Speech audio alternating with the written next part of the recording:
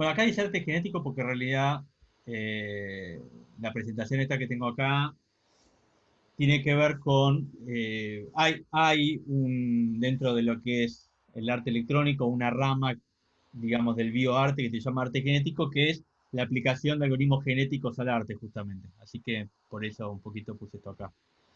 Los algoritmos genéticos son una técnica, digamos, que viene de la rama de la inteligencia y la vida artificial, una rama en particular que se llama computación evolutiva. Es una de las técnicas de la computación evolutiva, hay otras más. Los algoritmos genéticos son una técnica de resolución de problemas, básicamente, de la inteligencia artificial, que se basan sobre la idea de alguna forma, lo que plantea el neodarwinismo, esta idea de que dentro de una especie existe un conjunto de individuos de los cuales algunos son más aptos que otros para determinadas condiciones del ambiente. Esto cabe aclarar hacer esta aclaración porque a veces se maldice esta cuestión de que es la evolución del más fuerte. El concepto de más fuerte no es darwinista, en realidad eso es una deformación. El concepto darwinista habla de más apto. Y esto hay que aclararlo porque la aptitud es una relación entre los individuos de la especie y el ambiente. Y lo digo así porque si cambia el ambiente, cambia esa relación. Hay un ejemplo muy famoso del tema de unas mariposas blancas que había en Inglaterra que se camuflaban con las cortezas claras de los árboles y estaban perfectamente adaptadas. Y con la revolución industrial, los árboles esos entraron a tiznarse con el humo de las fábricas y empezaron a hacer negras las cortezas y unas mariposas dentro de esa especie que habían mutado y eran negras y no, digamos, con las condiciones de ambiente normal morían fácilmente porque los pájaros lo veían por el contraste rápidamente. Cuando cambió la condición del ambiente y las cortezas de los árboles eran negras, estas mariposas lograron empezar a camuflarse y las blancas fueron las que quedaron en desventaja. Entonces, esto da cuenta siempre de que hay la relación de aptitud es una relación entre los especímenes, digamos, y y el ambiente obviamente tiene una incidencia importantísima en esto. Pero la idea es que, bueno, que dentro de una especie, distintos especímenes son algunos más aptos que otros. Los que son más aptos logran sobrevivir y luego logran reproducirse, es decir, tienen el tiempo suficiente para reproducirse y en esa reproducción logran heredar a sus, ¿cómo se llaman?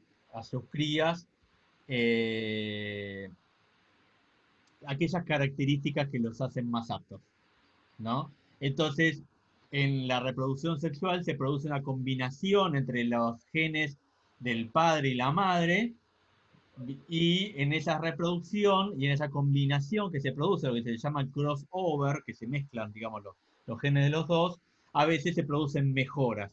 Y estas mejoras producen digamos, nuevos especímenes que evolucionaron, por decirlo de una forma, y que en realidad aquellas veces que producen una desmejora, esas desmejoras son de alguna forma hechas de lado por lo que se llama la selección natural. Que la selección natural es cuáles de los especímenes logran sobrevivir en función del ambiente. Esta cuestión le interesó a la gente, digamos, a los de las ciencias informáticas, a las personas de la ciencia informática, porque, bueno, porque la lógica de la evolución es una lógica autoorganizada, es decir, no hay alguien que esté diseñando un proceso, no hay un arquitecto, sino que justamente la relación de evolución se produce en función de la selección natural que impone el ambiente en cuestión. Entonces, podríamos decir que la evolución es la forma en que la naturaleza encuentra la solución al problema de cómo adaptarse a ese ambiente.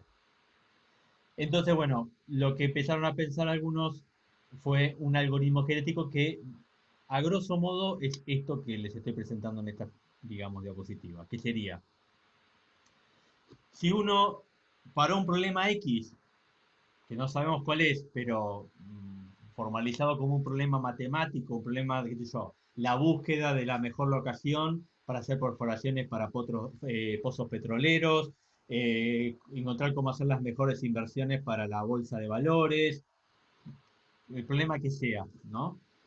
Lo que es importante es que de ese problema vamos a tener que tener algún criterio que nos permita rankear cuáles son mejores o peores soluciones. Esto es uno de los problemas a la hora de aplicar algoritmos genéticos al arte, ¿no? Porque ahí el criterio es como bastante difícil de imponer. Pero en general lo que se hace es, para un problema X, por ejemplo, no sé, los valores de una ecuación que resuelva algún problema, se plantean soluciones al azar, que en realidad no son soluciones, son como distribuciones al azar de los valores posibles, y luego se les da un valor de ranking, que es lo que se está haciendo acá en este segundo paso, ¿no? En el primero se crea una población de soluciones, en el segundo paso se genera un ranking de esas soluciones posibles. En el tercer paso se aplica lo que es el criterio de selección natural, es decir, a las mejores soluciones se las deja seguir existiendo, a las soluciones que no han sido tan buenas se las quita de lo que se llama el pool, digamos, de la población, ¿no? De soluciones posibles. Luego, bajo algún criterio, se emparejan, es decir, se toman soluciones de estas al azar, se las combina, que sería como el equivalente a esta reproducción sexual, que esta combinación es donde se produce el crossover.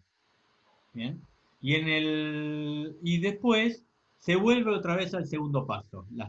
Las soluciones que quedaron se combinan con las soluciones nuevas y se las vuelve a arrancar. Vamos a mostrar acá esto ahora. Por ejemplo, los pasos estos que estaba contando, ¿no? Tengo una serie de soluciones, de 8 soluciones acá, desde la A hasta la H.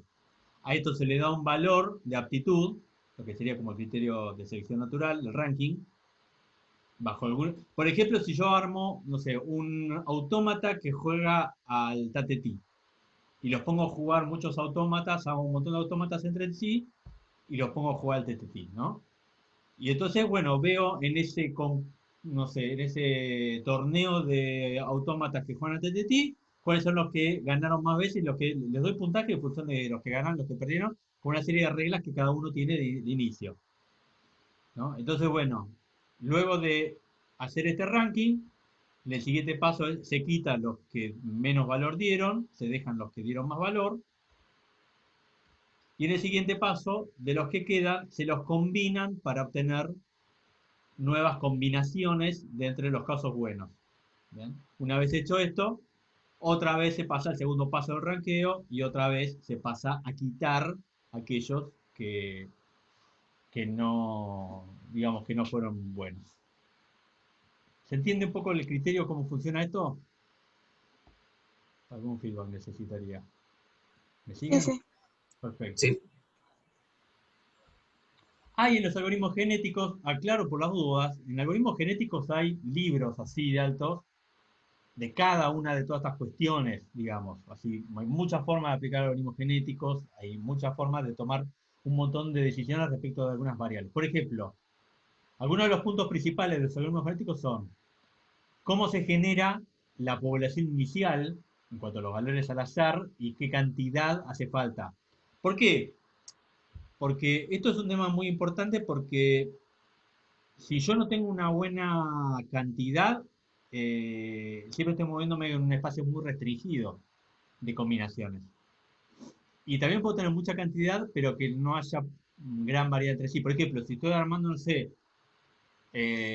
modelos de animalitos tridimensionales que se pueden mover bajo un espacio, no sé, un espacio tridimensional. Vamos a ver, les voy a mostrar un ejemplo porque esto va a ser más fácil que todo lo que estoy diciendo. Esto es un ejemplo que estuvo en el SIGGRAPH, eh, donde aparecen hay acá una especie de personajes virtuales que fueron hechos para encontrar como la mejor solución de sincronización entre, digamos, esta suerte de actuadores que funcionan como músculos y los otros que funcionan como huesos. Básicamente, esta suerte de robots virtuales tienen como combinaciones, tienen una lógica de cómo van moviendo sus músculos y cómo se produce esa sincronización para caminar mejor o peor, ¿no? Entonces esto le aplican algoritmos genéticos, le voy a mostrar más adelante acá.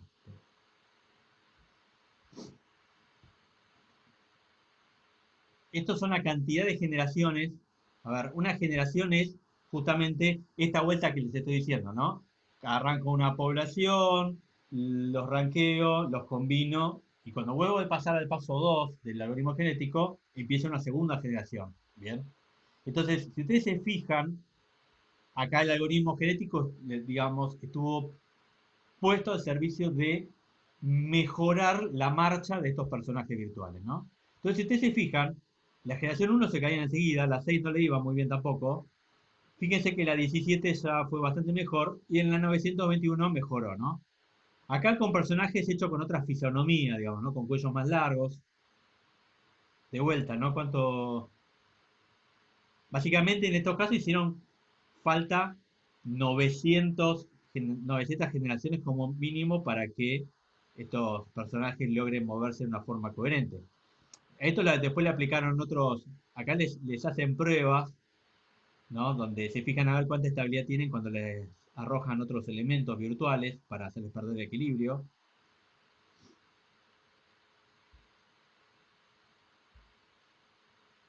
Bueno, esto es como bastante cruel y hacen este tipo de cosas, ¿no? Pero yo creo que esto. Acá le cambiaron la gravedad, por ejemplo. Esto está caminando como si fuera en la Luna, una cosa por el estilo. O acá la gravedad la hicieron mucho más pesada, como si estuvieras caminando en Júpiter, ¿no? Una cosa por el estilo. Bien. Entonces, esto para que ustedes se den de lo que estamos hablando cuando hablamos de algoritmos genéticos. Acá el problema a resolver en este caso era lograr que estos personajes logren una marcha eficiente, logren caminar un buen tramo. Entonces, por ejemplo, Perdón, ¿cómo es el nombre del proyecto ese? ¿Me lo acabas de mostrar? ahí te lo muestro. Vamos a retroceder. Ahí está. Flexible Muscle Based Locomotion for Bipedal Creatures, ¿no? Que acá están los autores, ¿no? Gracias. Entonces, el tema de la variedad de la población inicial es muy importante. Si yo estuviera diseñando, digamos, criaturas que se movieran en un espacio tridimensional, por ejemplo, medio como acuático, donde no solamente fuera a caminar, y, y ninguno de los de la población inicial tiene algo parecido a una aleta, por ejemplo, por más que combine, es muy difícil que aparezca una aleta en algún momento en la serie. O sea, ¿qué quiero decir con esto? Que la población inicial tiene que ser extremadamente variada para que el espacio de búsqueda que se genera con los algoritmos genéticos sea realmente significativo, importante, funcione. El segundo aspecto, que es un aspecto muy importante, es el de cómo se codifican los cromosomas. Es decir, hay una forma de, por ejemplo, hay técnicas, a ver si es un cosito que voy a buscar. eh,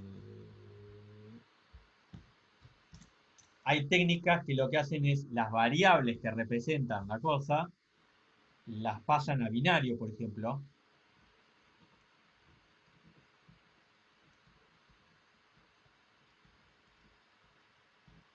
y cuando toca hacer el crossover,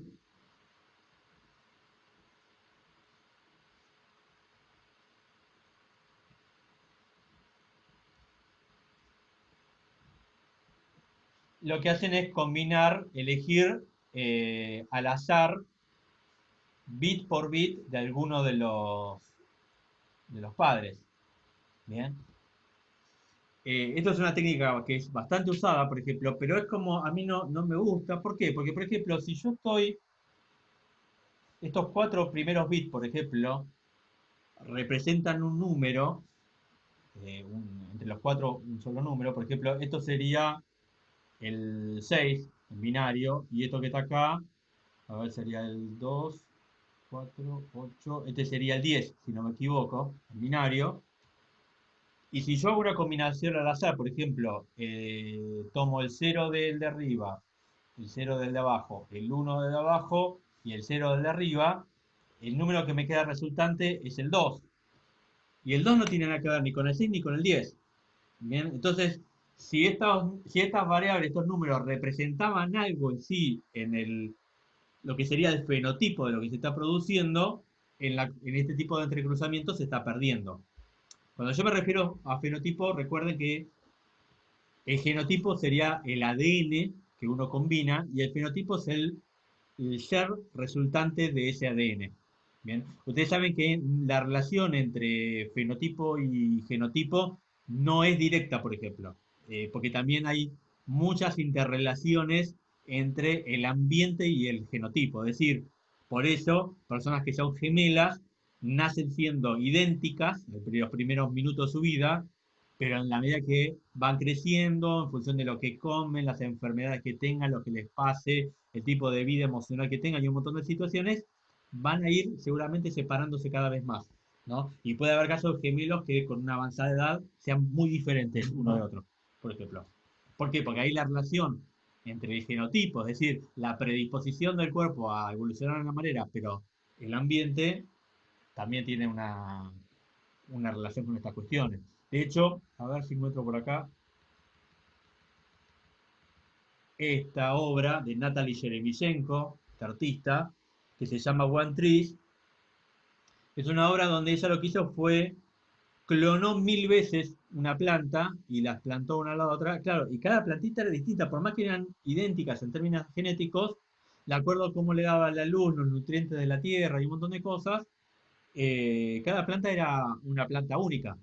Y esto justamente ella lo hizo para demostrar, para discutir un poco este concepto o este mito del determinismo genético, ¿no? De esto de que si tenés tal gen, salís de tal manera. Una película que les recomiendo que vean, que habla de este tema, es Gattaca, que está muy buena, que justamente una película vieja, pero muy, muy buena, que habla de esto.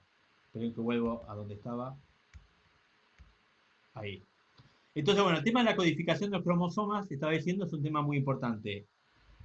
A mí en particular, yo utilizo como estrategia la idea de que los- cada gen de cromosoma debe identificar alguna variable que sea perceptible, es decir, algo que se perciba. ¿Por qué? Porque cuando se produzca herencia y combinación, va a ser que se vea la combinación entre los dos sujetos que se están combinando.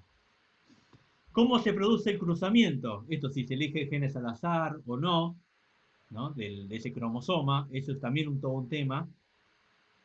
El cuarto tema importante es, eh, cada tanto, cuando se hace el entrecruzamiento, por ejemplo, no se toma, qué sé yo, en este, se tira un valor al azar y se hace que el gen no venga ni de este ni de este, sino que tome un valor al azar, independientemente. Esto sería una mutación, que es lo que la naturaleza produce ciertas radiaciones y ciertas cosas sobre el cuerpo, produce mutaciones, y es lo que hace que un individuo pueda traer variaciones genéticas que no dependan ni del padre ni la madre. Bien, y esto es importante porque genera variedad en momentos en donde no hay variedad. Esto es muy importante también por este tema, a ver, para que se entienda. Cuando, como todo método de búsqueda, un algoritmo genético de alguna forma es la búsqueda en un espacio, yo estoy representándolo acá bidimensionalmente, ¿no? Como si fuera una función bidimensional, es una búsqueda en un espacio. Yo podría tener organismos que tienen distintos rankings dentro de esta distribución y esto va a tender a ir hacia arriba, entonces va a ir mejorando. Pero lo que puede pasar es que en la búsqueda del mejor valor quede atrapado en esto que se llama, en el algoritmo de búsqueda, un máximo local y no llegue al máximo global. ¿Por qué? Porque si se está acomodando acá un espécimen, ir para aquel lado sería bajar la curva, ir para aquel lado, entonces queda atrapado en este lugar. En cambio, una mutación puede hacer que salga de este punto y salte a otro punto inmediatamente que haga que, bueno, que pueda recuperar el camino hacia un máximo global. Bien, esto cuando veamos el algoritmo funcionando vamos a ver que es algo que pasa.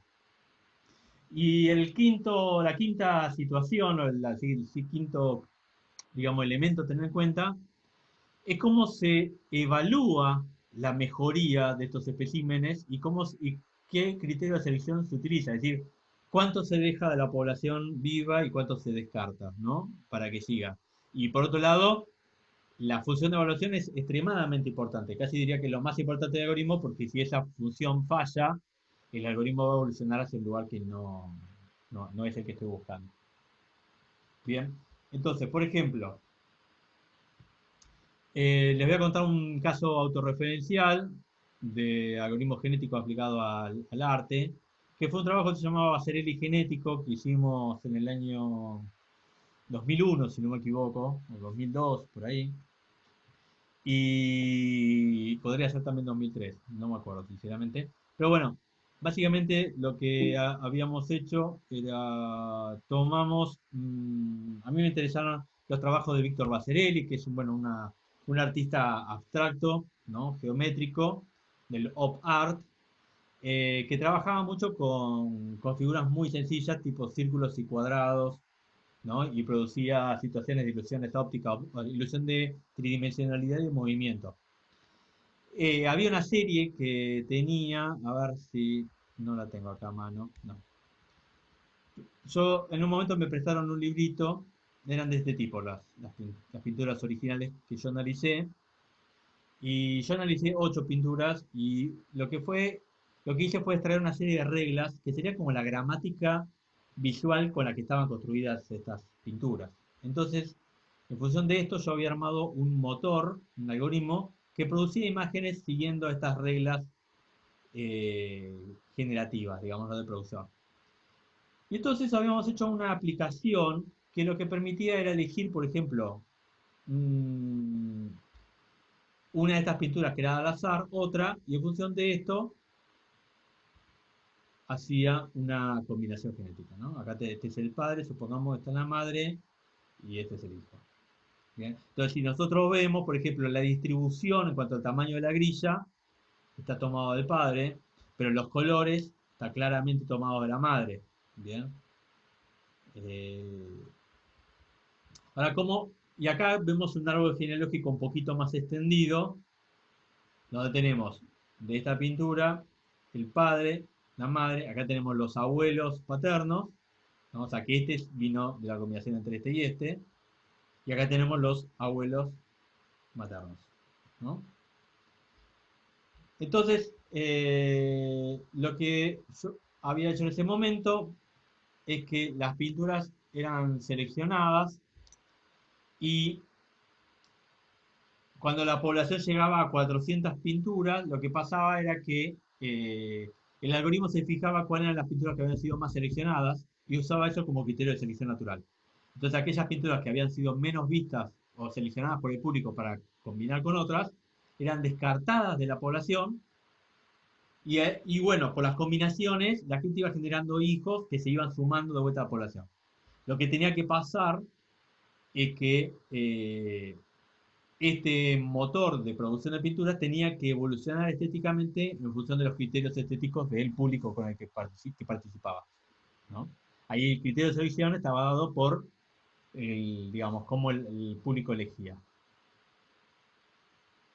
Esto también lo hacía este artista, Carl Sims, que yo no lo conocía, claro, él lo venía haciendo 10 años antes que yo esto, que yo no lo conocía cuando lo hice, lo cual habla muy mal de mí en realidad, yo tendría que haber investigado, por eso siempre digo, investiguen antes, que hacía un poco lo mismo, por ejemplo, tenía esta obra, es la primera obra de arte genético, que se llama Genetic Image, estuvo en el Pompidou, y entonces había 16 monitores con imágenes abstractas, y entonces el público, de este tipo, y entonces el público se acercaba a mirar las que más le gustaban, y eso era utilizado como criterio de selección natural para combinarlas y obtener nuevas imágenes, ¿no? Después hizo otra también llamada Galápagos, en donde combinó ya estructuras zoomorfas, ¿no? Con formas de animales.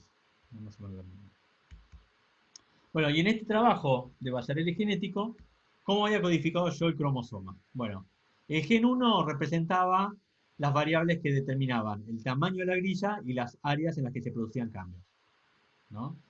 El gen 2, la dirección y el grado de los degradé. El gen 3, las alteraciones producidas en las áreas de cambio en sí.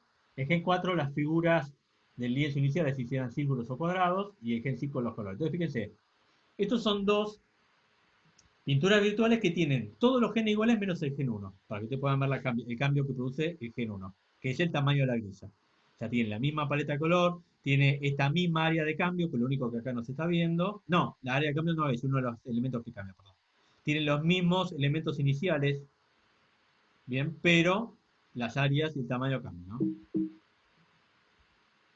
Acá otros dos casos de cambio de gen 1.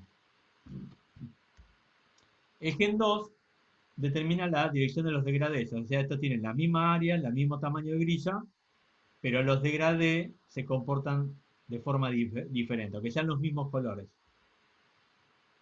El, acá otros dos ejemplos distintos con el cambio de gen 2. En gen 3, las alteraciones que se producen al interior del área de cambio. Por ejemplo, acá está este área que divide la adentro y la afuera, y acá también está, pero acá ni se ve porque el cambio que se produce al interior del área es mucho menos pregnante que esto que está acá. El gen 4 es las figuras iniciales, por ejemplo, acá son cuadrado, dentro cuadrado, dentro cuadrado, hay tres niveles, tres capas de inserción, en cambio acá hay solamente dos capas, están los cuadrados o los círculos dentro del cuadrado de la grilla y listo. Y el gen 5 es más notorio, obviamente, los colores, ¿no? Acá hay varios cambios de gen 5.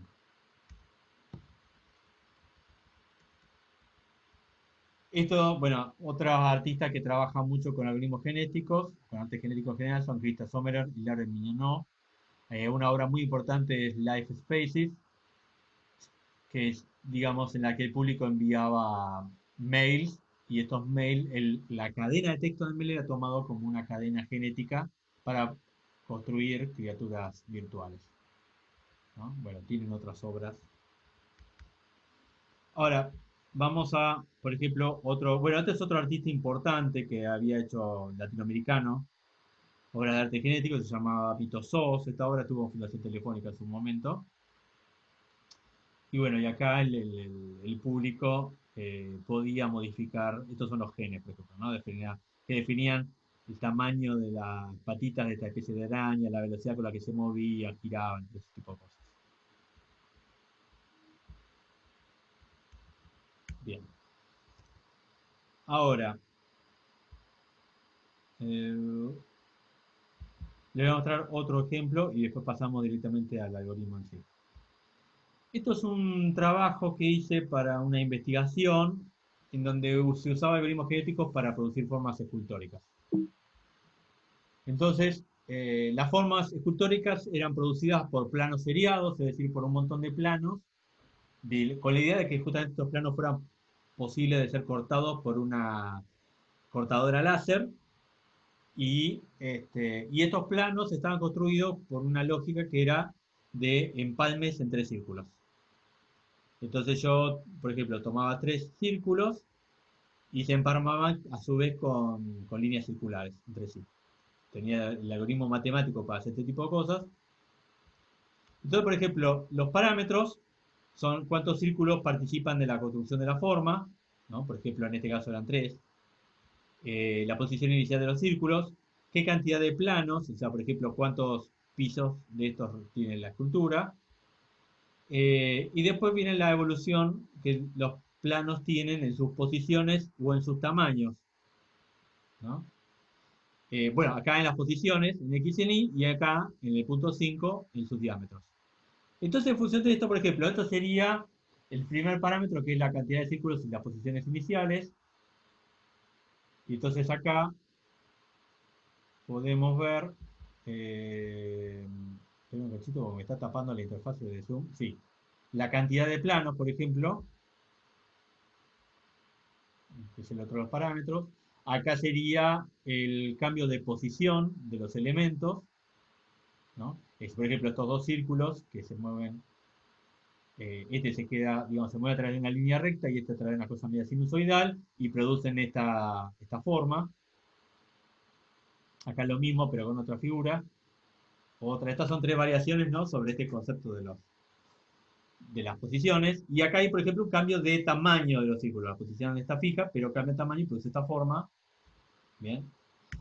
Y después, en cuanto a los parámetros, a la forma en que estos parámetros podían evolucionar, yo había definido cuatro tipos de evoluciones posibles.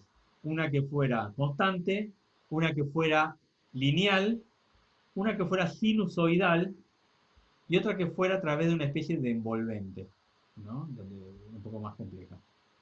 Entonces, los genes estaban codificados, los cromosomas, sí, los genes del cromosoma estaban codificados, por ejemplo, bueno, el gen 0 era la cantidad de planos, ¿no? El gen 1 eran los puntos iniciales de los círculos y la cantidad de puntos iniciales. El gen 2 era la evolución del diámetro y el gen 3 era la evolución de las posiciones. Y acá yo había decidido, por ejemplo, codificar en un XML los cromosomas de estas esculturas. Entonces, el ADN guardaba, primero que nada, quién eran los padres de lo que había salido, porque esto me permitía hacer un rastreo de cómo evolucionaba genéticamente ¿cómo se llama? Las esculturas, ¿no? En qué archivo XML estaba guardado el cromosoma del padre, en cuál estaba guardado el cromosoma de la madre, y acá este es el crossover, por ejemplo, los tres primeros genes habían sido tomados del padre y el último de la madre, para hacer este caso. Acá, bueno, el gen 1, no, el gen 0, porque arrancaba de 0, es la cantidad de planos, dijimos, que en este caso tiene 15. El gen 1 es los puntos iniciales, entonces tiene 3 puntos, va a ser 3 círculos con las posiciones X y de cada uno. El gen 2, cómo van a evolucionar los diámetros. Entonces, para cada uno de esos 3 círculos, por ejemplo, el primer círculo es con una constante y el diámetro va a medir siempre 100 píxeles. El segundo círculo es un seno que va desde los 20 a los 150 grados. No, perdón. Va desde el valor 20 hasta el valor 150 en píxeles. Y el tramo de curva de seno que hace es de los 45 a los 400 grados. Y el tercer círculo hace una evolución lineal de 10 a 300 del tamaño, ¿no? El, el tercer, ¿cómo se llama? El tercer gen son las posiciones X e Y, y bueno, también, este evoluciona con un seno, este con una evolución lineal, este también con una evolución lineal y este con un seno, ¿no? Entonces, acá está todo este XML, todo junto, que no se ven chiquitito. Estas son las curvas que se determinan, por ejemplo, para la evolución de los diámetros y para la evolución de las posiciones. Bien, acá podemos ver en una tabla la traducción numérica de estas curvas. Y acá podemos ver la forma que este gen codifica, ¿no? Para que vean la traducción completa. Esto que me permitía que yo podía toquetear a mano el XML y cambiar la configuración genética, lo cual es muy válido.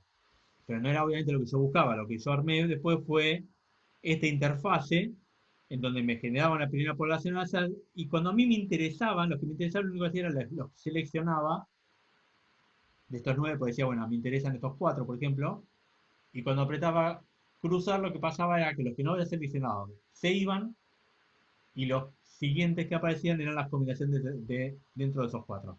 Entonces esto me permitía ir evolucionando en las formas en función de lo que a mí me iba interesando en términos estéticos. Y acá tenemos, por ejemplo, un ejemplo de entrecruzamiento. Este es el padre, los círculos generativos, digamos, que lo crea. Esta es la madre. Y esto que está acá es ¿cómo se llama? La combinación, ¿no? Toma el primer gen del padre, los siguientes dos de la madre y el último del padre. Acá tenemos acá tenemos este, dos generaciones de cruces. ¿Bien? Y acá tenemos un ejemplo final de una de estas culturas armadas por corte láser, sacados de este algoritmo. ¿Sí? Bueno, espero no haberlos cansado hasta acá con esto. Y ahora arrancamos con los algoritmos. ¿Me siguen hasta acá? Sí. Sí, se entendió. Todavía no me quedé solo, impresionante. Sí, sí, se entiende perfecto, Emiliano. Bien, bien, me alegro. Buenísimo. Entonces vamos a ver un caso concreto de cómo se hace esto con programación. Bien. No voy a programarlo todo en vivo, sino que les voy a mostrar cómo se lo programa, porque no me alcanzaría la clase para explicarlo, pero como estos ejemplos los voy a colgar con el video, los van a poder ver en detalle, de todos modos, se lo van a poder descargar y ver. Vamos a partir de este ejemplo, que es del que voy a partir para, para explicar fácilmente cómo se llama, cómo hacer la combinación, la codificación primero.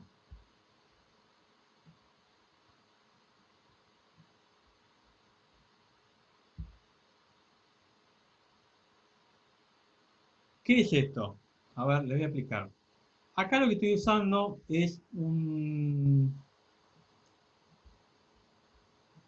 algoritmo para hacer fractales por funciones recursivas. No me voy a poner a explicar esto acá. Se los voy a explicar muy para arriba. Pero básicamente son funciones que se ejecutan adentro de funciones, dentro de funciones. ¿Cómo funciona esto en particular? A ver, les voy a mostrar les voy a dibujar un ejemplo. La idea es armar unas imágenes en donde yo lo que defino son rectángulos que se dibujan al interior de rectángulos y así hasta el infinito. Es decir, por ejemplo, si yo tomo un rectángulo que mide cerca de la mitad del rectángulo inicial, ¿no? Tomo una de las mitades, bien, y a su vez está rotado en 90 grados, ¿no? Porque acá el lado más largo está mirando hacia abajo, ¿no? Entonces, luego, si yo tuviera que hacer esto fractal, tengo que dibujar otro acá adentro, acá debería dibujar otro adentro, y así hasta el infinito, ¿no? ¿Se entiende el concepto? ¿No? Y si dibujo, por ejemplo, acá otro rectángulo más chiquito, o sea, casi cuadrado, acá arriba, bueno, acá debería también dibujarlo, y acá también debería dibujarlo, bueno, y así de vuelta también hasta el infinito, ¿no? O sea, la relación de cada uno de estos cuadrados, por ejemplo, con respecto al cuadrado, al rectángulo que los contiene, hay que replicarlo al interior. Esto quiere decir que, por ejemplo, en este también tendría que dibujarle el que está en la mitad y el más chiquitito también acá, y acá también debería ser lo mismo, y acá también, que ya no me alcanza para dibujar, ¿no? ¿Se entiende el concepto de fractal, cómo funciona acá? Entonces, a la hora de construir esta imagen, lo que hice yo es una función que lo que le defino es cuántos rectángulos va a ir. Por ejemplo, yo podría decir, bueno, dentro de este rectángulo van a ir dos rectángulos. ¿En qué posición van a estar estos rectángulos? ¿Con qué rotación? ¿No? Por ejemplo, acá están rotados 90 grados. ¿Y qué relación de tamaño tienen con respecto al rectángulo contenedor? Si yo defino esa relación, después esas relaciones se replican al interior de los nuevos rectángulos y así no puedo decir hasta el infinito porque ustedes saben que las computadoras no son amigas del infinito. Tendría que definir, como un caso más a definir, cuántos niveles hacia adentro se va a dibujar este fractal, ¿no? Por ejemplo, acá sería 1, 2, 3 niveles. Bien. Entonces,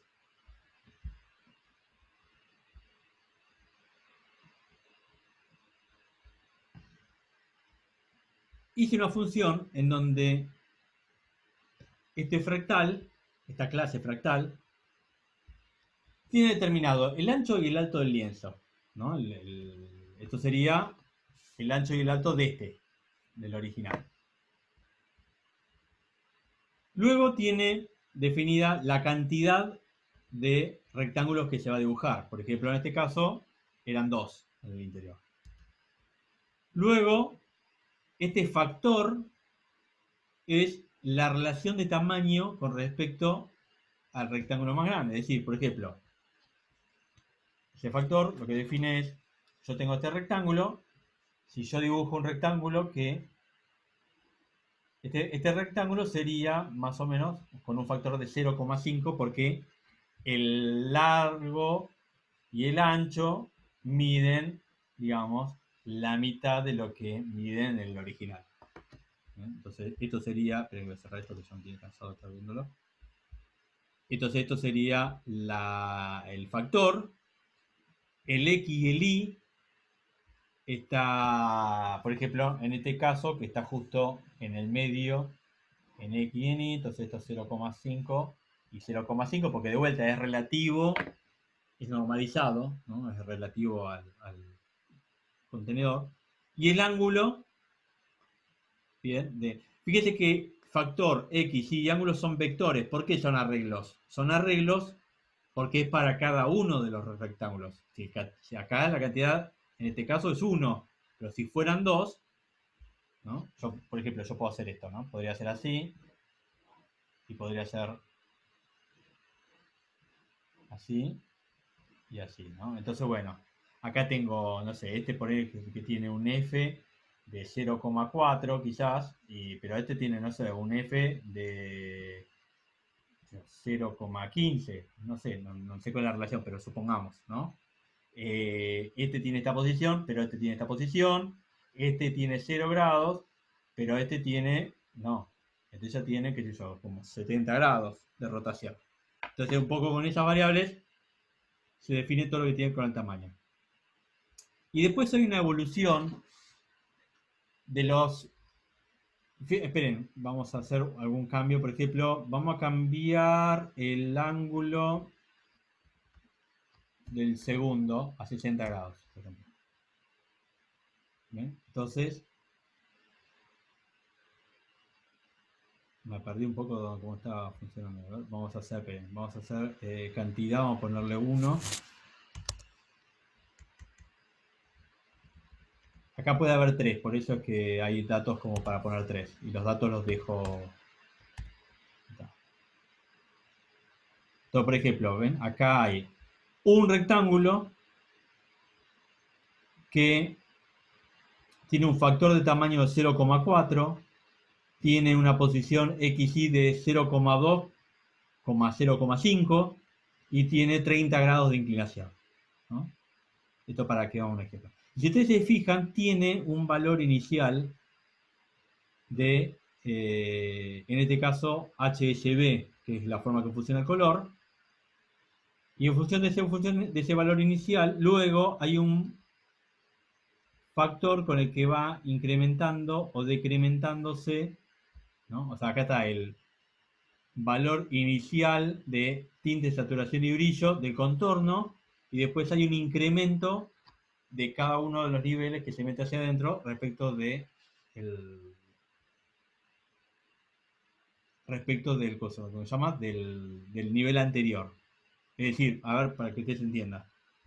Si yo acá en el primer rectángulo, los valores de HCB eran, no sé, supongamos 85, 255, 255. Este 85 en HCB es un verde. Bien, entonces es un verde saturado, pero si yo en cada nivel le aplico un 0, menos 10, perdón, 0, quiere decir que el siguiente nivel esto va a valer 85,245, porque acá se le aplica menos 10, 255. Entonces va a ser también un verde, pero va a ser un verde un poco más desaturado hacia el blanco, ¿no? Entonces, de acuerdo a cómo se define este incremento o decremento, es cómo evoluciona cada color con respecto al nivel anterior. Si yo hago un nivel más, este va a ser 85,235,255. ¿No? Esto me permite que cada nivel se despegue en términos de colores respecto del nivel anterior. Bueno, entonces yo con estas variables puedo definir este elemento. Entonces acá lo que hice fue... No, bueno, acá está. Lo que hice fue que esta clase fractal, que tiene todas estas propiedades que les acabo de escribir, puede recibir como variable un arreglo de flotante llamado ADN.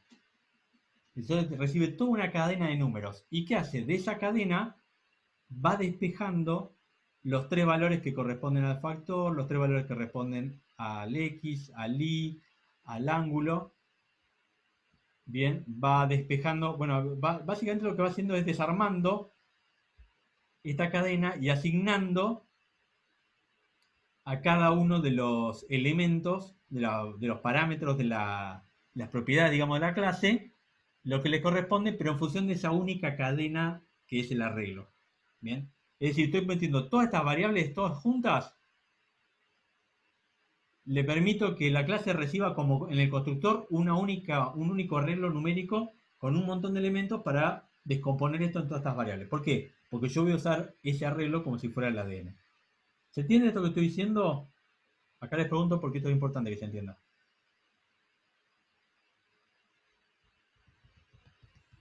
O sea, vos es que el ADN se forme a partir de todo eso, digamos. El Claro, ADN tiene todo eso metido en.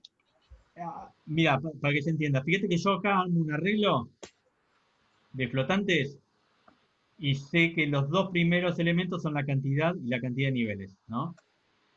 Y después los tres primeros, los tres que siguen son los factores, la posición en X, la posición en Y, los ángulos. Pero yo, a la hora de iniciar este objeto fractal, lo único que estoy pasando es el ancho, el alto y todo este arreglo. No le tengo que pasar todas las propiedades una por una, se las paso todo junto en un arreglo. ¿Se entiende? Claro, sí. Bien.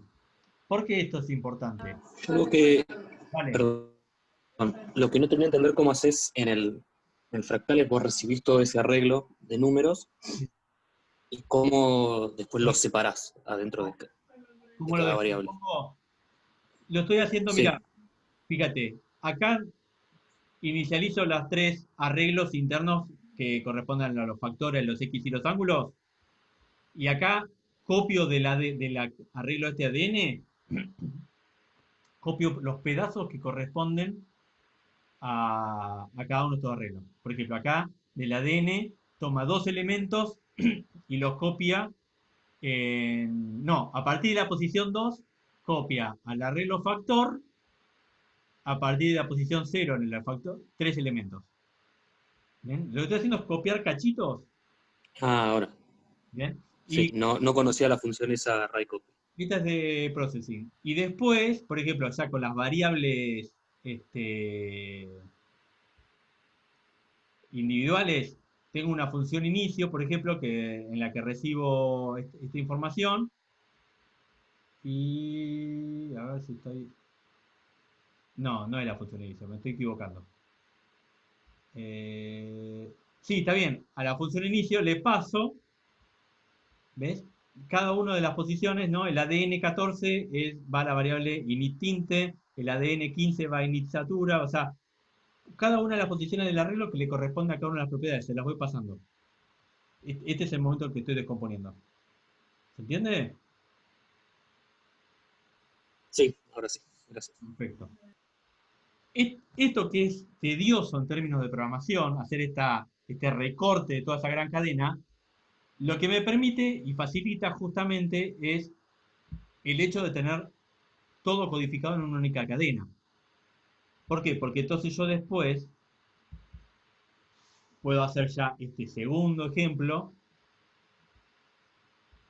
donde por ejemplo construyo un ADN padre, un ADN madre, son arreglos de flotante nada más. Y entonces armo un objeto padre de la clase fractal y le paso su ADN, le paso una madre, también le paso su ADN, pero ya en este caso armé una función crossover que me permite hacer el entrecruzamiento genético. Es decir, recibe el ADN de un padre y de una madre y lo que hace es tira un valor al azar, por ejemplo, y combina los elementos del ADN que corresponden al gen 1, que es cantidad de niveles. ¿No? Esto de si este random de 100 es menor que 50, lo elige de padre, si no, lo elige la madre. O sea, 50 y 50% de probabilidad de tomar de uno u otro. Después hace lo mismo con todos los genes, perdón, con todas las partes del cromosoma, del ADN, que corresponde al gen 2, que son factor X, Y ángulo, del primer rectángulo. Lo mismo del segundo rectángulo, lo mismo del tercer rectángulo. Luego, el gen 5, que son los colores de relleno, también calculo de cada uno de los tres rectángulos, ¿no? Del 1, del 2 y del 3. y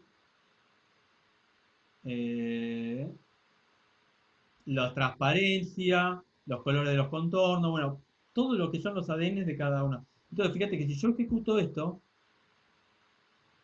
acá tengo el padre, acá tengo la madre, que está definido por esas dos cadenas iniciales, y acá tengo un hijo posible, que es la ejecución de una función crossover. Si yo hago clic, se hacen otras combinaciones, o sea, vuelve a ejecutar el crossover, y como los random en cada ejecución van a dar distintas, voy a tener distintos hijos combinaciones de estos dos padres. Y acá se ve lo importante que es la cuestión de que los genes sean perceptibles. Es decir, por ejemplo, yo puedo, viendo cualquier caso, decir, bueno, acá la distribución de este rectángulo está tomado del padre, ¿no? Este que está acá abajo, este otro rectángulo está tomado de la madre, por ejemplo, y el color está tomado de la madre, ¿no? Si ejecuto otra vez, acá, bueno, lo mismo, toma este del padre, no, casi todo lo está tomando del padre, ¿no? No tomó este, por ejemplo. En este caso tomó, por ejemplo, la distribución de los rectángulos de la madre, pero los colores del padre, ¿no? Acá los colores de la madre, bueno, se entiende, ¿no? Yo puedo ver cómo son las herencias de los genes, si la cosa está bien hecha. Entonces me permite eso que justamente yo pueda ver el resultado como la herencia entre este cruzamiento. ¿Preguntas hasta acá? ¿Se entiende cómo se hace, cómo hice el crossover en este caso? Sí, se entiende. O sea, vos esto lo puedes hacer con lo que quieras, con fotos. Con lo que quieras. Lo que es importante es que logres, lo difícil de esto es codificar bien lo que vos estás tomando. Bien. Yo tengo un amigo que hizo, Daniel Loaiza, que hizo algoritmo genético aplicado para hacer mezcla como de pinturas tomadas de internet, ¿no? Y al principio había hecho un entrecruzamiento así de tipo binario, qué sé yo, y nada, el problema que produce es que vos agarrás dos pinturas que tienen orden, tienen un alto nivel de orden. El orden es lo opuesto a lo homogéneo, ¿no? Por ejemplo, nosotros somos orden. ¿Cuándo dejamos el orden? Cuando nos morimos nos transformamos en una sopa de células, ¿no? Y de materiales. No, bueno, a él le pasaba esto, él tenía dos pinturas que tenían orden, tenía sentido. Cuando las cruzaba, elegía un píxel de una, un píxel de la otra, lo que quedaba era una especie de blur entre las dos. No, no, no. Y si seguía haciendo combinaciones con otras, cada vez más era más ruido, cada vez tenía menos orden. Entonces yo en un momento lo que le propuse a él, le dije, ¿por qué no tomás, en vez de las imágenes píxel por píxel, porque el píxel no perdón, el píxel es información, pero no le da sentido. Bien, perdón, el píxel es dato, no es información. ¿Se entiende? O sea, es un dato. Es información si tiene un sentido. ¿Cuál sería información? Que yo sepa que todos estos píxeles corresponden a una imagen de una cara. Eso es información. Ahí deja de ser solamente dato. Él estaba trabajando con datos nada más, no estaba trabajando con información. Entonces yo le dije, mirá, ¿por qué no haces algún reconocimiento de contornos que te permita extraer forma? Entonces él hizo un reconocimiento de contorno que le permitió distinguir algunas cosas a otras cosas, y entonces las combinaciones que se producían eran por blob, eran por manchas que tenían ya como cierto sentido. Y empezó a aparecer una cosa de collage, que seguía teniendo orden, que era lo que había perdido con la mala codificación inicial. Entonces esa es la parte difícil, que vos encuentres como un criterio de codificación genética que haga que siga persistiendo la información, que no se pierda en el intercruzamiento. Ahora vamos a ver esto aplicado, sí, Nada, que me pareció re interesante y es como una mezcla entre el primer TP y el segundo, tipo sacás como cosas de ambos y sí, sí, es no una sé. técnica muy divertida la algoritmo genético. Bueno, divertida, digo, esto es muy nerd, no sé si es divertido, pero bueno. Acá les voy a mostrar un ejemplo, porque acá falta, en el ejemplo anterior lo único que les estaba mostrando era el entrecruzamiento, pero ahora les voy a mostrar todo el algoritmo en la búsqueda de una solución determinada. En este caso, lo que yo estoy haciendo es tomar una imagen, perdón, una imagen que en este caso va a ser esta pintura de Mondrian. Y este algoritmo está, digamos, trabaja con una serie de individuos que está tomado de esta clase individuo, que es más o menos parecido a lo que hice recién con fractal. Recibe una cadena llamada ADN y lo que hace es armar como un cuadro bajo una lógica que es la de ir superponiendo rectángulos. Básicamente lo que hace es toma una imagen y va tirando rectángulos superpuestos uno arriba del otro al azar de distintos tamaños, posiciones y colores. La idea que yo tengo, por ejemplo, acá, no sé, por ejemplo, una imagen con un árbol, y el algoritmo debería tratar de llegar al árbol mediante superposición de estos cuadrados. Lo que pasa es que puede de estos rectángulos, pero puede tirar muchos rectángulos, creo que tira como 400. Entonces, podría ser que en algún momento encuentre la combinación de rectángulos que más se acerca, que es la idea. Entonces, quiero que ustedes vean.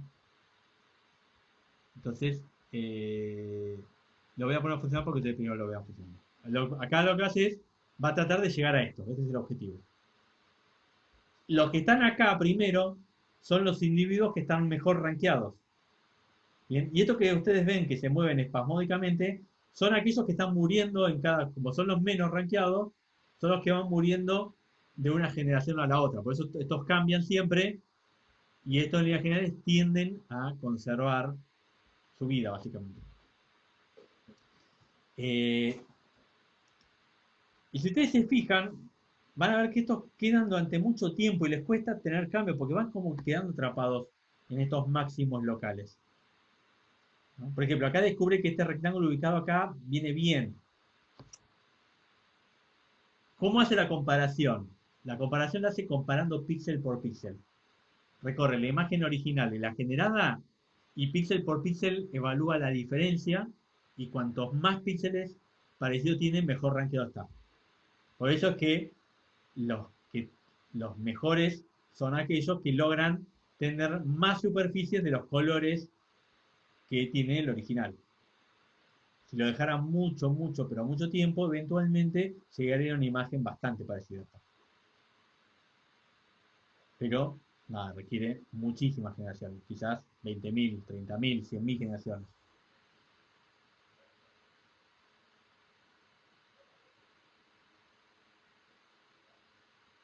Pero bueno, ahí se ve, creo que en el poquito que yo vengo hablando, se va viendo cómo va evolucionando, ¿no? Lentamente. Fíjense que una de las cosas que también le va pasando es que muchos son muy parecidos. Y esto es lo que indica que se va quedando atrapado como máximo locales. ¿Por qué? Porque yo combino de estos entre sí y me dan otra vez el mismo. Por eso es que son todos iguales. Los que están variando acá son algunos de los que yo le estoy metiendo un nivel de mutación muy alto para que justamente esa variación. Porque si no, muy rápidamente, esto es porque la estrategia que yo estoy tomando de valoración es muy mala, la de comparar píxel por píxel. Tendría que buscar otra estrategia. Vamos a ver cómo está hecho esto. Entonces, yo tengo este individuo, ¿no? Que al interior tiene el elemento de este cuadro, que es el que define la cantidad de rectángulos que va a tener, el color del fondo, la posición X, Y, ancho y alto, tinte, saturación y brillo de los muchos rectángulos que tienen, ¿no? Entonces, fíjese que en un ADN lo que recibiría es la cantidad, los colores del fondo. Esta variable es alto, que la verdad que no me acuerdo qué hace, pero tiene el X, Y, ancho, alto, tinte, saturación y brillo para cada uno de los rectángulos. Y puede tener muchos rectángulos. Entonces, estos valores de cantidad pueden ser muy altos, pueden ser 400 o algo por el estilo. Entonces, bueno, acá está, por ejemplo, esta es una función de ese cuadro que permite obtener una imagen, porque esto es lo que me permitiría después compararlo, por ejemplo, con la imagen original. A ver si tengo acá la función de comparación. Acá está, por ejemplo, a comparar, le manda la imagen, y lo que hace es, dijimos, recorre todos los píxeles de la imagen, de esta imagen, y de la imagen que recibe como destino, digamos, como objetivo, y esto que yo les dije, hace una función distancia que es una forma de comparar dos píxeles, dos colores entre sí, ¿no? Le paso el RGB y el RGB de los dos y en función de ello va obteniendo un valor total. Ahora, acá tengo a su vez una función que me permite crear uno de estos cuadros al azar, ¿no? Entonces, acá está la forma que se genera el tinte, saturación y brillo del fondo. Y acá, por ejemplo, las variables de, decíamos, el X, Y, ancho y alto de cada uno, ¿no? Esto tomado por la cantidad. Que la cantidad por 7 más 5, no sé cuál es la... Ah, crear al azar, no sé, a ver, la variable de crear al azar, cuánto está tomando... Esperen, esperen.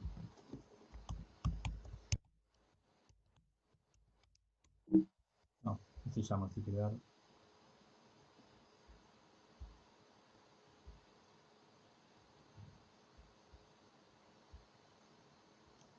Crear ADN al azar. Crear ADN. ¿Y dónde están? ¿Y dónde la ejecuto? Acá, en el individuo, está bien. Cantidad de rectángulos. Estoy haciendo todo esto para buscar con cuántos rectángulos arrancan. Crear población inicial. Cantidad de rectángulos. ¿Y dónde sale la función? La variable.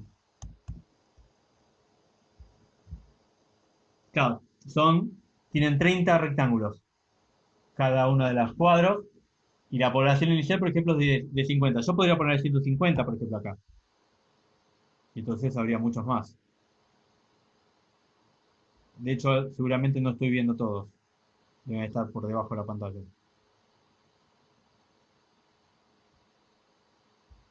Entonces, bueno, para no marearlos, a ver, vamos a ordenar un poquito. Vamos a ir a la parte del algoritmo genético en sí.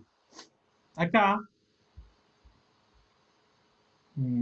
tengo primero crear población inicial, que este era el primer paso del algoritmo genético, ¿no? ¿Y qué hace? Arma un arreglo de individuos con la cantidad de población, que ahora le puse 150, por ejemplo, y para cada uno de los individuos lo inicializa pasándole la cantidad de rectángulos que tiene que tener estos individuos. Vamos a seguir el algoritmo genético. Primer paso dijimos, crear población. Crear población genera un arreglo de individuos donde le pasa cuántos individuos va a tener, que son 150 en este caso, y acá en el ciclo for lo que hace es recorre la población y a cada uno de los individuos los inicializa pasándole la cantidad de rectángulos que son 30. Por la duda, para confirmar, sigue grabando, ¿no? Sí, aparece recording. Bien, Sí, perfecto. sigue grabando. Listo. Entonces, ese va a ser el primer paso del algoritmo genético. No, perdón, ¿dónde está? Acá, que hace la creación de la población. Acá, después en el draw, lo que hace es compararlos con la imagen. Entonces, si yo me voy acá, comparar con la imagen, lo que hago es recibo. Acá dice cara porque la primera vez que lo probé esto, vamos a poner acá imagen objetivo. Porque esto yo lo había probado también con una cara, que ahora después se los muestro funcionando con la cara. Entonces reciben una imagen objetivo y recorre toda la población y le pide a cada uno de los individuos que se compare con esa imagen objetivo. Si yo me voy acá a los individuos, acá en el comparar, bueno, ejecuta del cuadro el método comparar, que es el que dijimos hoy, que es el que recorre la imagen obtenida por la combinación compuesta por los rectángulos con la imagen obtenida como objetivo, píxel a píxel la compara y obtiene un valor que sería básicamente el valor de diferencia promedio, porque acá lo que va haciendo es sumar las diferencias de cada uno de los píxeles y acá los divide por la cantidad de píxeles, por lo cual tiene una especie de diferencia promedio. Bien. Este comparar, si ustedes se fijan en el individuo, lo carga en una propiedad que tiene el individuo que es el puntaje. ¿Bien? Y eso tiene un sentido, que ¿cuál es? Que luego acá de dibujar a todos los individuos, los ordena por puntaje, ¿no? Y si yo me voy a este ordenar por puntaje, acá lo que está haciendo es aplicar dos ciclos for. Esto es un método de ordenamiento que se usa en informática, que básicamente funciona de la siguiente manera, a ver, para que se entienda. Supongamos que yo tengo un arreglo con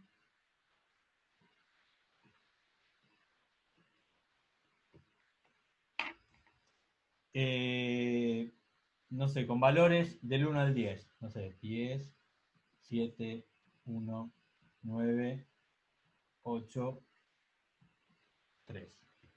¿No? Entonces, lo que hace es recorre todos hasta el anteúltimo con este ciclo for. Y con este ciclo for recorre a partir del siguiente. Entonces, ¿cómo funciona esto? Bueno, funciona de la siguiente manera. Separa en este, por ejemplo, y compara este con este. Y dice, ¿es menor? Sí. Entonces, los cambian los dos de lugar. Entonces queda 7, 10, y después, bueno, el resto sigue igual, ¿no? En el siguiente paso hace este, que ahora con este, que está en 1. Dice, ¿es menor? Sí. Entonces, los cambia de lugar. Entonces quedaría el arreglo 1, 10, 7, 9, 8, 3, ¿no? Y después va a seguir comparando el 1 ya con el 9, con el 8, con el 3. Como ninguno es menor, va a quedar de esta manera. El siguiente ciclo, ya del for, no arranca ya de este, sino que arranca ahora del 10, de este. Se compara este con este. ¿Dice menor? Sí. Entonces va a dar vuelta a esos dos. Como va a comparar al 10 a este segundo valor, digo, con todos, lo que va a pasar es que va a quedar, a ver, estos dos los da vuelta, va a quedar 7. No sé si exactamente va a quedar así, pero el 3 va a terminar quedando acá, que es el siguiente valor menor.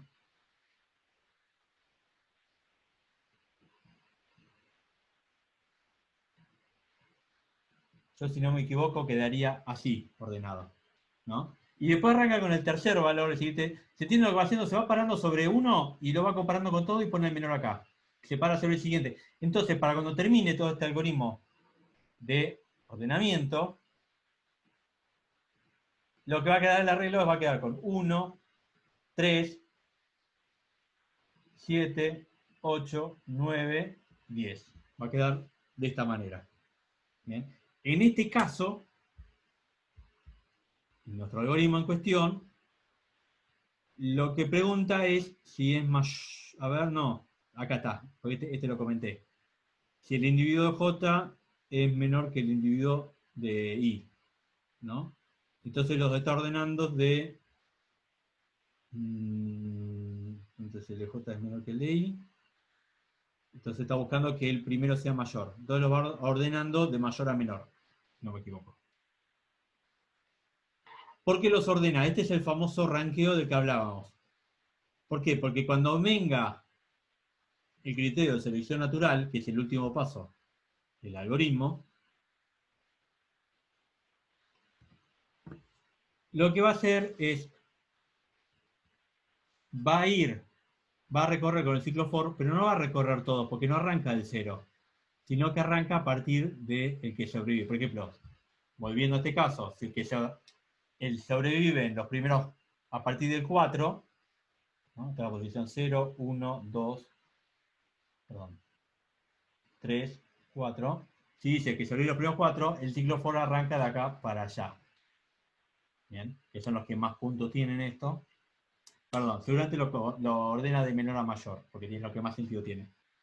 Y entonces, estos dos últimos, que son los que recorre con el ciclo for, son los que le aplica hace nuevos individuos tomando al azar un padre y una madre de entre los que sí sobreviven. Es decir, volviendo acá al ejemplo, qué sé yo, estos dos los va a sobreescribir, pero a la hora de sobreescribir, por ejemplo, lo que va a hacer es tomar combinaciones de estos que son los que quedaron. Entonces dice, toma este, y la combinación entre estos dos va a parar a este lugar.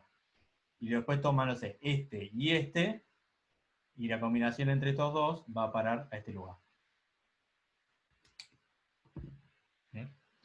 Y ese es el último paso del algoritmo. Después vuelve otra vez a lo mismo. Vuelve a comparar los que quedaron, los vuelve a ordenar, otra vez los vuelve a combinar. Vamos a hacer el cambio ahora de imagen para que ustedes lo vean buscando una cara, por ejemplo, en vez de una pintura de Mondrian.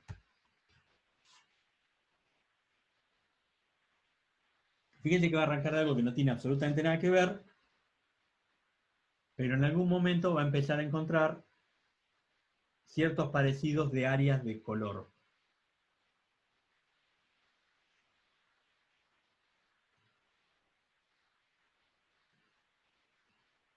Por ejemplo, ahí se enganchó que el promedio de color de la cara ronda alrededor de este valor que está dando vuelta por acá, ¿no?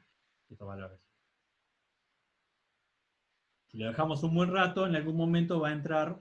Bueno, fíjate que acá encontró estas áreas negras del pelo, por ejemplo. Fíjese que piense que usted esto es un algoritmo que está tirando cuadraditos, rectángulos al azar de colores para acercarse a una imagen, ¿no? O sea, es como una cosa muy loca. Sin ningún tipo de pauta, yo no le estoy diciendo cómo se dibuja una cara. Estoy diciendo, bueno, acá tenés esto, tratá de acercarte a esto. A ver, voy a volver a bajar la población, que me parece que por ahí la población de hoy quizás andaba mejor. Vamos por hacer 50, ¿eh?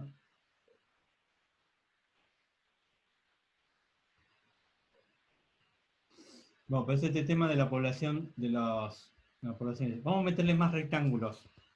A ver si mejora con mayor variedad la población inicial, ¿no?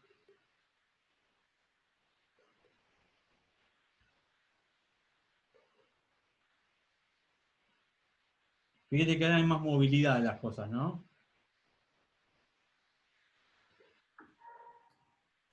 ¿Se entiende el algoritmo? No es fácil Sí, mostrarlo todo en una clase, ¿no? Pero, sí, se reentiende. bien.